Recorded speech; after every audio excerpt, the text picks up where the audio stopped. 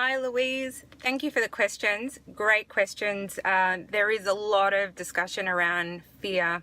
This seems to be a really common problem for most people.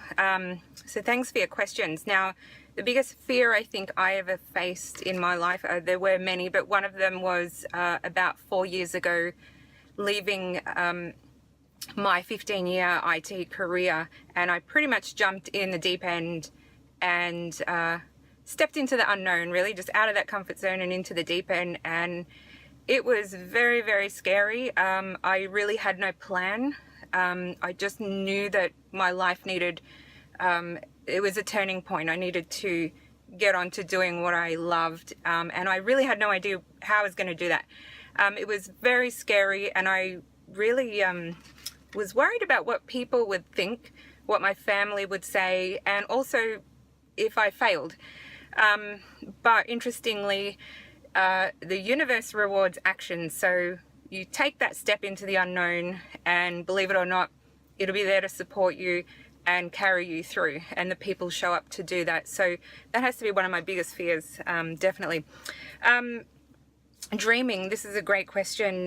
Do most adults find it hard to dream? I think so, because I think when we're young and little, we sort of don't really have a problem doing that. I think as we grow up and we are surrounded by peers, teachers, parents, friends, family, we tend to inject the idealisms from people around us.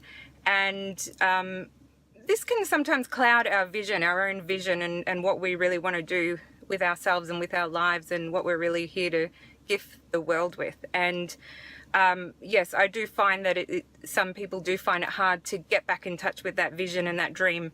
Yeah, it usually happens over their lifetime. So this is why I love working with children, because if you can hold on to that vision from a young age, and help them kind of flourish with that, it's great. But there's lots of different techniques that we can get people to get in touch with their authenticity and back to their own vision, so that they can actually start dreaming again about what they're here to really do in the universe. So your next question, fear of failure. How would I describe it? So fear of failure, I think two main things. The fear of failure, it can be feedback. So sometimes we get fear of failing with things that aren't really goals that are truly ours. And it's essential feedback. So that's one really important point to make, is to check whether or not what you're doing or the goals that you're setting are actually truly yours. Are they really authentic to you? Are they congruent with your values?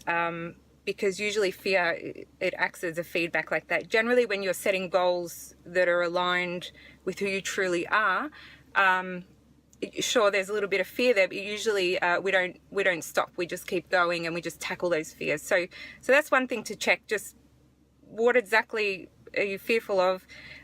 Is it something that's truly your goal? Is it your goal? Is it someone else's? So just check if it's feedback or not, that fear.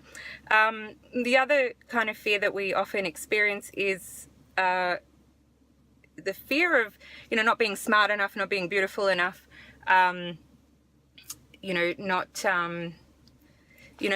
having the right education or whatever it is to do something. And that happens when we're comparing ourselves to someone else. So both are there. So one's a feedback. I mean, they're both feedback, but one's to check in and just make sure it's your goals. The other one is really just when we're comparing ourselves. So both of them can definitely be overcome. It's just, I think, a good idea to identify what the fear is, and get someone to sort of help you work through that, or do what I did and just step into that unknown and break through it. And as everyone would know, when you actually do step out of that comfort zone, you get to the other side and you realize that it wasn't actually as bad as you thought it was going to be. And this is something that we'll continue to experience for the rest of our lives, and it's just the journey. One great quote, one of my mentors often says is, what do you believe to be true that isn't? And that is a really good thing to use with fears. So fear is often known as false evidence appearing real. So when it does come up, you can ask yourself, what do I believe to be true that isn't?